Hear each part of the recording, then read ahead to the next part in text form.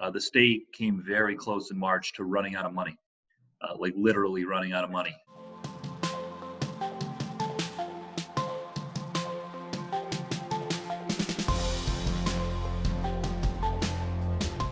We're here with Seth Magaziner and our Java treasurer. So first question is, how you doing? How you holding up during this time?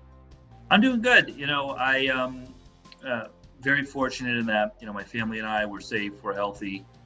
But these are obviously very tough times. And what stresses me out is, I just feel terribly for the small businesses that have been impacted, for the people who have lost their jobs as a result of these very necessary social distancing measures.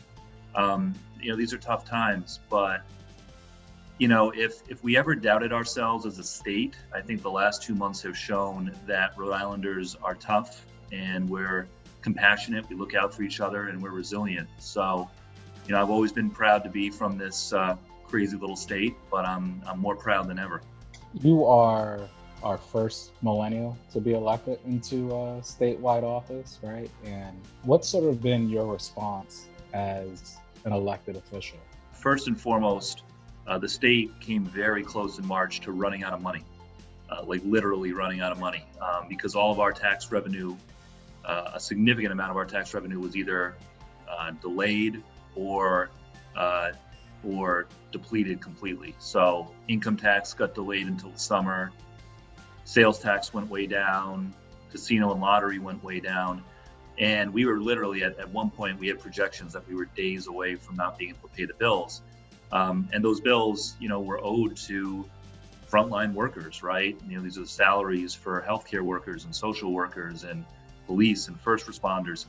So a good amount of my time in March was spent working to solve this cash crunch. And we, along with the governor, we requested that the Emergency Disaster Funding Board, which I don't think anybody knew existed before 2 months ago. It met for the first time ever to give us the authorization that we needed to keep paying the bills. And then since then, my focus has been on trying to help deal with some of the second order impacts of the crisis. This has had a tremendous toll on small businesses, for example. And one of the programs that Congress put in place to help small businesses get through this was called the PPP program. It had a troubled launch, to put it mildly. Basically, Congress made all this funding available to help small businesses keep their people on the payroll and pay their rent and utilities for up to 2 months.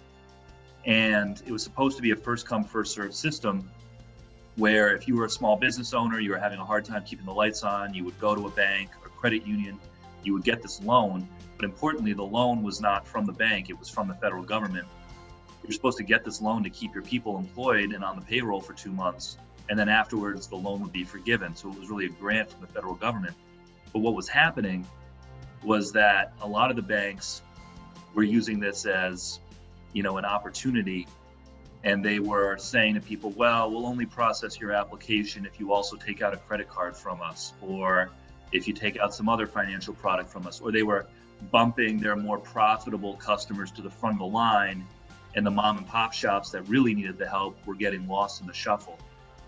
And so a fair amount of my time in April has been dealing with that. And, in the treasurer's office, we have relationships with a lot of these banks. We are one of their biggest customers in Rhode Island. And so I got on the phone with a lot of bank executives and I said, look, cut it out. Like, this is supposed to be a first come, first served system. This is not an opportunity for you to cross sell or for you to, try to advantage your more profitable customers over your needier customers. And I said, look, like, when this is all over, we're going to remember which banks and credit unions did the right thing and help those smaller businesses and which ones didn't.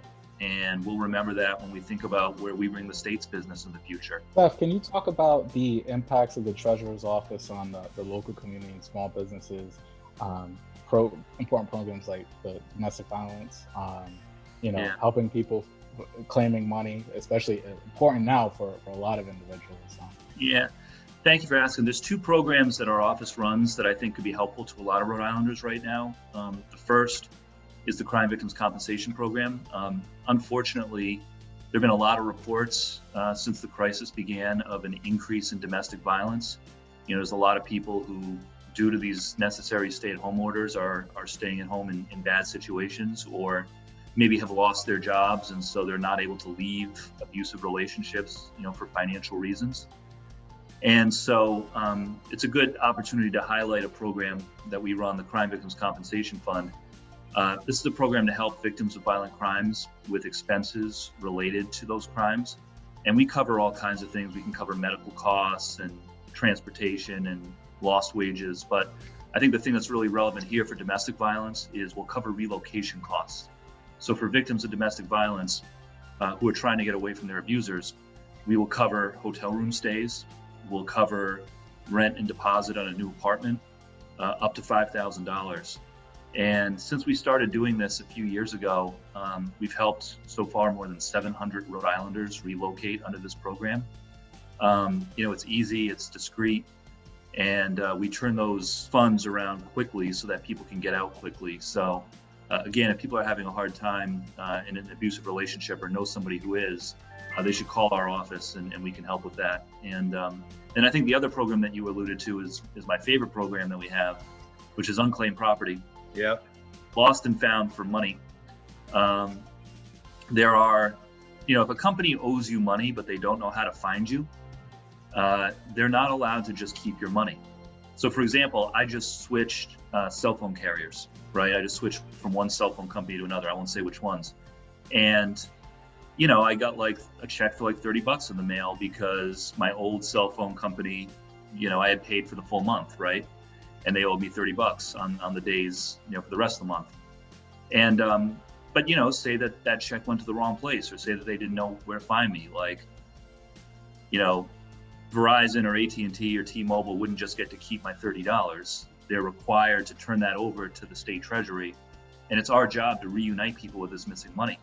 So we have over $300 million right now that we're trying to get back to the rightful owners.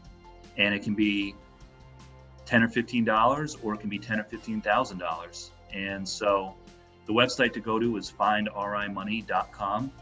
You can search yourself, you can search your family members, your friends, and see if we have any money for you. And we will get those checks out in a matter of weeks. Yeah, I love that website. I tell everyone about that. And by the way, speaking of small businesses and nonprofit organizations can have unclaimed property too. So, search the name of your favorite small business or favorite nonprofit organization, and you can find money for them maybe. If I could, I know we're running long, but Travis mentioned earlier, in addition to my state treasurer hat, I'm also the first millennial elected to statewide office in Rhode Island. And I just want to thank Millennial for all the work that you all are doing. I think we're a misunderstood generation in a lot of ways. And, we are now a generation that has endured 2 once-in-a-lifetime recessions before any of us turn 40. And I do hope that after this, there will be a conversation about what kinds of structural changes are needed in our society to help avoid these really nasty boom-bust cycles that we've gotten into the last couple decades, and how to, not only for our own generation but for future generations, provide more security and a safer path for people going forward. But I think the advocacy work of Millennial RI has always been important. But like, if anybody didn't believe that millennials had a whole host of challenges before, I think now it's clear that our generation is got some real significant challenges, and it's probably past due that we had more millennials in positions of power to start to correct these inequities.